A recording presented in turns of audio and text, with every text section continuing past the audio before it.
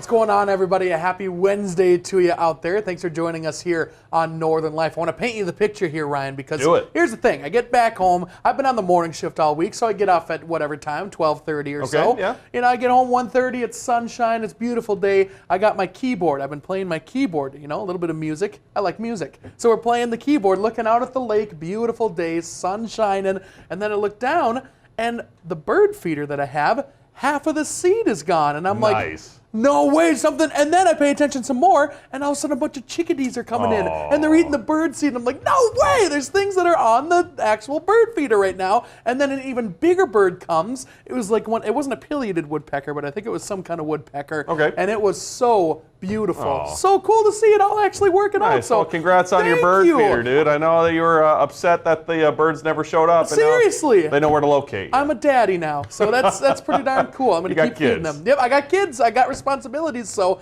no more staying out late, no more gigs, no more anything like that. And we're going to be taking care of birds now, so I'm very excited. Got a new pet. Make sure that birdhouse is full.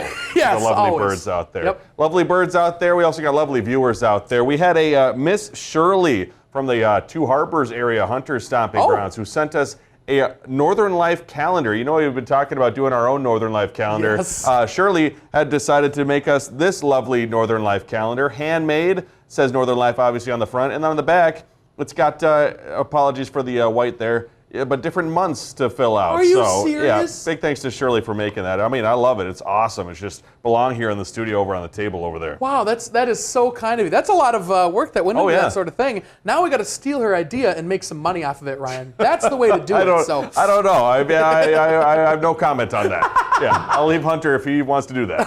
Yeah. I might just steal your idea. That's super nice. That's going to be staying up somewhere around here. So thank you very much. Big thank you to Shirley. Thanks for watching and thanks for sending that to us. Like coming up on the show today with the Milan Cortina games just a few days away now. NBC Universal employees, both in the U.S. and Northern Italy, are getting ready for the Olympic coverage. We'll show you what goes into all of that broadcasting coming up on Northern Life today. It's similar to what our show is, except times a billion probably, right? Oh my gosh. There's a lot of awesome videos that a lot of those directors and producers have been making online, especially like NFL game coverage, what happens in that booth. Just a lot of words being flown around and a lot of cameras, you know, they have hundreds of cameras. Yes, unbelievable. The amount of technology and the amount of thought that goes into everything, pretty darn cool. It's kind of a dance. It's like a TV dance. Well, with the game starting on Friday here on Northern News Now, athletes from around the world have started to arrive at the Olympic Village in Italy. The Village in Milan has around 1,700 beds and offering a wide range of facilities for the athletes during the games, including a gym, wellness areas, and even a gaming area. Developed on a former railway yard as part of a broader revamp of that area, the Village will then be turned into student housing after the end of the Olympics. These are things I don't think about. Where do they stay? How do they travel? How do they get everywhere? I didn't know that they don't get paid. That's something that we learned about. Was that last week or something like that? So pretty darn crazy, all the different stuff that we get to learn. The cafeteria area has to be absolutely popping. You know, there's probably a lot of people that you meet during that process. I'd struggle to figure out, like, okay, what time do I have to leave my apartment so that way I can make it to, you know, getting ready for the big Olympic event. You almost need like a day plan or somebody with you to help you with everything. And then is it like a marathon? Do you eat a bunch of pasta or something before you go do these big events? Or if you have your own nutrition that you like, what's that like, getting that through customs? Yeah, ooh, that's scary stuff. That's pretty cool. While people swap chocolates and roses this Valentine's Day, Minnesota's Red Foxes are also looking for a little love out there, you darn fox. February marks mating season, and one of the first signs is a strong, musky scent. Foxes use scent markings to signal territory, identity, and availability. Think of it as their version of a dating app. As mating season ramps up, foxes become more active and vocal, and making sightings that is, more common. So if you smell something funky or spot more foxes on the move, love could be in the air there, Ryan. We all need a little love, especially our little foxes out there. Yeah, I kind of wish we could mark our territory like that, you know? If we just like sniffed around and that sort of thing, you know what I mean? You know what I'm saying? be kind of cool. I would like you to elaborate more on that. You know what? I think I'm not going to. I'm just gonna stay away from that. Especially since I believe this fox is taken. Hey, how you doing? So that's true. Yeah, that's very we'll keep true. it that way. McDonald's is taking chicken nuggets to a whole new level with caviar. The fast food giant is dropping its first ever McNugget caviar kits just in time for Valentine's Day. So each kit includes a tin of caviar, and then you get a $25 McDonald's gift card for nuggets, which you have to buy yourself. The limited edition kits drop on February 10th, only at McNuggetCaviar.com. They are not sold in stores, so supplies are limited. So if you want to pair fast food with fine dining, you'll have to act fast. Are you going to be acting fast on this, Ryan? I don't know if I've ever actually had caviar. I haven't either. I'm not starting at McDonald's. I love McDonald's. Yeah, McNuggets are great. So good. I'm not eating McDonald's caviar, though. No, I don't know. No. There's something about that. Yeah, I like our director Shania said, I don't think it actually is McDonald's, made caviar. Oh, okay. I think they've probably paired with someone else. Oh, sure. They have a partnership, if you will, with the caviar people. Big caviar. Those experts, meaning the fast food experts. Okay, that makes sense. Right. Crazy stuff. Probably better for our taste buds, too, that way. Honestly, this is a pretty great week. Valentine's Day coming up soon, the Winter Olympics starting on Friday, and then we do have Super Bowl on this Sunday. The Seahawks and Patriots getting ready to take home the Lombardi Trophy. So usually players do a media day talking to reporters, and I thought this was pretty funny. Seattle Seahawks mascot Blitz decided to sit at the podium on media day answering some tough questions, but since Blitz out there does not speak, he had to use hands gestures for those answers. That's a lot of work. How do you even go through a whole press conference doing that? I don't know. I don't know. And what kind of type of questions would you ask that mascot? I don't even know. Because, how do you prepare as a mascot? How do you eat as a mascot, perhaps? Do you have any questions that you could think of for a mascot? I don't know, but I've seen a couple questions from some media people to the Patriots players asking what they hope the result to be on Sunday. And the coach and the quarterback were like, win. We hope we win. That's an easy one. That's what we want. Softball. Coming up, one Olympian making history as NBC takes us behind the scenes. See you in a bit.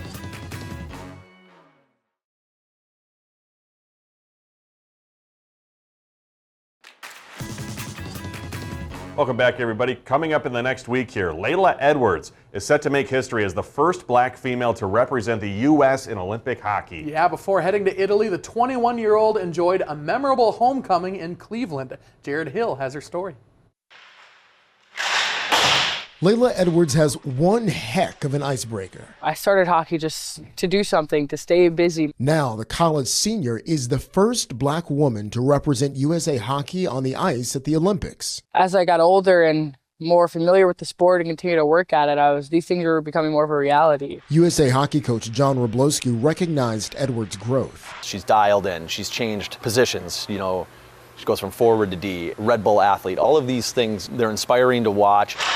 Before the trip to the games in Milan, Italy, USA Hockey scheduled a rivalry series game against Canada in Cleveland, Ohio, Edwards' hometown. It feels like a full circle moment. Her parents, Robert and Sharon, have been at their daughter's side throughout her journey. And thanks to a GoFundMe boost from fellow Ohio natives Travis and Jason Kelsey, they'll be there to cheer her on at the Olympics as well. When you get that close and you can almost see it, it's like opening ceremony, watching her walk with all of those athletes that are representing their countries.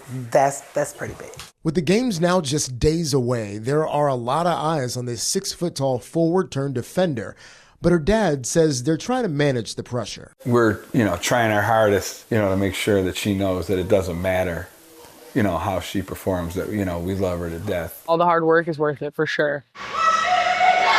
Going for gold with Team USA, she's already turned her hard work into history. Jared Hill, CBS News. That's one thing I didn't necessarily think about. It has to be so cool to be an athlete who gets to walk in that opening ceremony and be part of that entire group and see be on the world stage like that. But to be the parents of an athlete and to see your child on national TV, that has to be an unbelievable feeling. The pride that you must feel when you see that sort of thing is unbelievable. Also, that slap shot right at the beginning, that was aggressive. That was crazy. So hoping to see a couple of those tickle some twine, over in Italy. That'd be fun to see. Is that a thing? Yeah, that's what that's a hockey term. Tickle the twine. Oh, it is? The net's made of twine. Oh, that makes sense. Okay, I'm learning. This is all good. I heard that in high school. I didn't play hockey, so I'm going to start using that. If there's better phrases I could have used, be sure to text text them to us, 218-900-3830. Well, hey, Netflix has dropped a new sports documentary, Miracle, The Boys of 80. The film revisiting the legendary miracle on ice at the 1980 Lake Placid Olympics when the underdog U.S. men's hockey team stunned the dominant Soviet squad to win gold.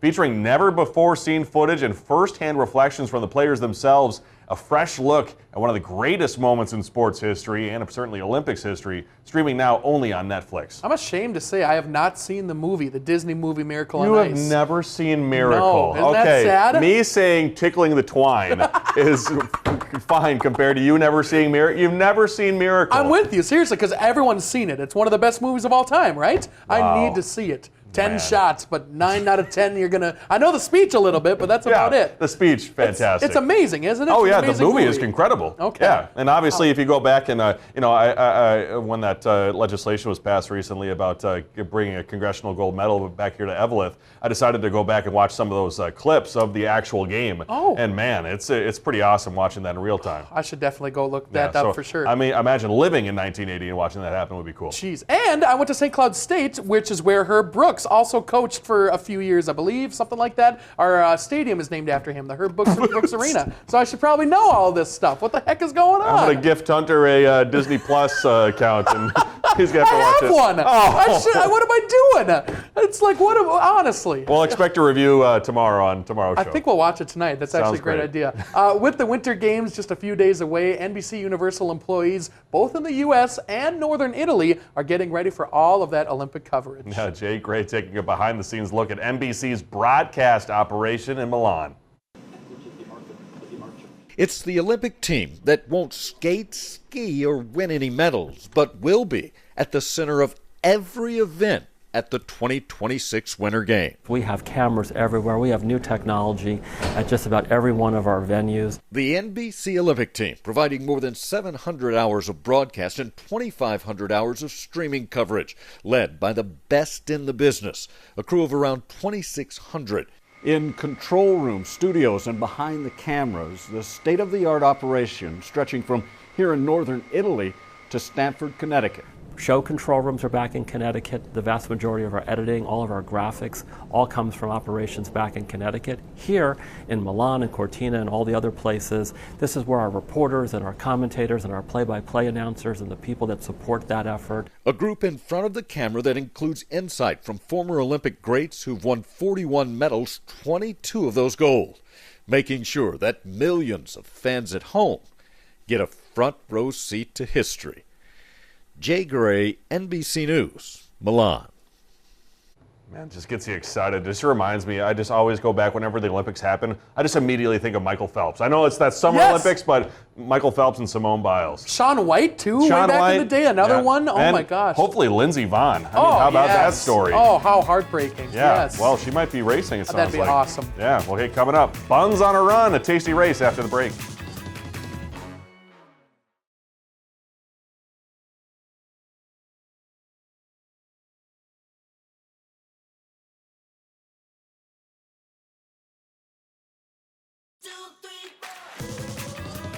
Welcome back, everybody. We're talking about my weekend the other day, the unfortunate toothpaste incident. But before the toothpaste incident, I got to tell you about this wonderful option in the Twin Cities. If you find yourself down there, if you're looking for something to do with your little kids or your grandkids even, a great indoor option, I got to go to Lava Island, Hunter. I've never heard of this before. I believe it's new. It's kind of like a huge warehouse, but they decided to put these enormous jungle gyms and playgrounds and a huge trampoline park in there. So I got to take my niece for some wonderful one-on-one time. That's because she was there for a birthday party. So I will say that most of the things there are actually big enough for adults to use, like that metal slide on the bottom right there. I went down that slide about 3 times. Sure, it made noises that were different than like kids going down the slide, but I was very happy that I got to experience that with her because it was big enough for me to go through that. That was kind of my first thought is I want to do all of that stuff there too. So cool that adults can actually participate. And I bet the kids love seeing their parents and their families participate as well. Yeah. Is it expensive to do this sort of thing? I think it's probably around $20 or so. Fortunately for the birthday party paid for my pass, so that's nice. It helps the credit card statement there. Oh, well, I'll have to pop a couple kids out and maybe go down there and do this. Bring the birds. Awesome. Bring your birds down. Have them hang out in the jungle area of the place there. There we go. That's a good idea. Listen, who says half marathon needs to be all sweat and no sugar? Some runners overseas are putting a sweet spin on the race, Ryan Half. Yeah, Tina Krause showing us how. Runners are warming up for a race like no other, as bakeries in Denmark's capital city prepare to serve up the ultimate motivation.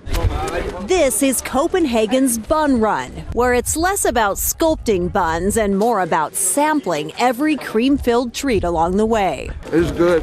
I mean, a bit greasy, but very, very delicious. The route connects 10 of the city's best bakeries and just happens to clock exactly 13.1 miles, giving runners a half marathon powered by pastries. It's wonderful. Wonderful.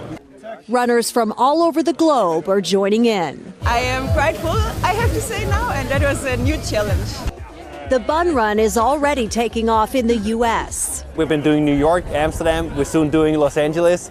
We have people from all over the world who ask us to come to their city to do this exact bakery run. The race goes for much of the day, long enough for legs and stomachs to feel the burn. Feel a bit sick. Not so good. But I'm enjoying the buns. And organizers say that's what it's all about, slowing down to digest life's sweetest moments. Tina Krause, CBS News. I think that's more my speed. I could probably get behind that if there's a bunch of snacks, a lot of different donuts and things like that. Yeah. Maybe? Hey, Grandma's Marathon, I partner with a local bakery here and make my marathon a lot more enjoyable. Have you thought about what you're going to eat before the marathon? I'll probably do the pasta You thing. will? Yeah, Okay. beforehand, and then I have no idea yet when it comes to actual game day. Jeez, that's absolutely wild. Does Mary usually eat something beforehand? I think you're supposed to bring simple sugars like Sour Patch Kids, or they have little Gatorade little tabs that you can eat after so many miles. Okay, so, wow. Yeah, I'm gonna learn. I That's still got a lot of nuts. learning to do. Mhm. But hey, for other snack lovers out there, it sounds like PepsiCo has heard your complaints. The company cutting prices of some of the favorite snacks out there like Lay's, Doritos, and Cheetos. How about that? Rolling out ahead of the Super Bowl after sales slowed.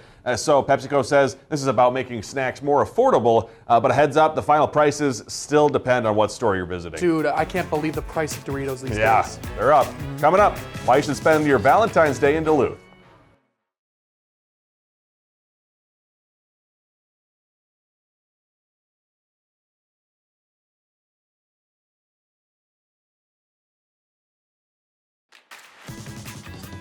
Welcome back, folks. The Star Tribune has listed the best Valentine's Day small town weekend getaways all around Minnesota. Pretty interesting. That list of 5 includes the great city of Duluth. They say while weekends in Duluth are especially popular in summer and fall, it's well worth a trip to see a winter sunrise over Lake Superior. Spend your evenings at the lakefront stay like Pier B Resort Hotel or Canal Park Lodge, and book a Valentine's Day helicopter tour over the harbor or a cold plunge at Cedar and Stone Nordic Sauna. We've done sauna, I should say. We've done 4 of those things, Ryan. We've done a lot of those things. Yeah. Valentine's Day is every day here on Northern Life. Feel the love. That's what I'm talking Man, about. if you and your significant other can withstand that cold plunge together, you can withstand a whole lot together. Seriously, Yeah. I can't even imagine. It was you and Briggs and Seth that did that, right? Yeah. That was wild. Yeah. Absolutely. And the tour over the harbor, too. You did that, too? Yeah, share a special embrace while you're there. What? Kiss.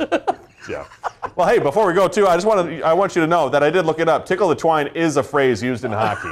Yeah. Speaking of the what? That's kind of wild, man. Yeah. I've I wanted never that to heard be in my known life. before we got done. Also, an absolute beaut, a fantastic player, a great play. So, Okay, all right. expanding our hockey lingo Got here some on Northern hockey Life. lingo going on. We love you guys. Thank you for joining us. We'll see you tomorrow. Find some time to throw a line or just head outside to unwind. That's the life in the great North Woods. Hike or bike, whatever you like. Get out in the day, enjoy the night. Yeah, we got the life in the great North Woods. Yeah, we got the life in the great North Woods. Yeah, this is Northern Life.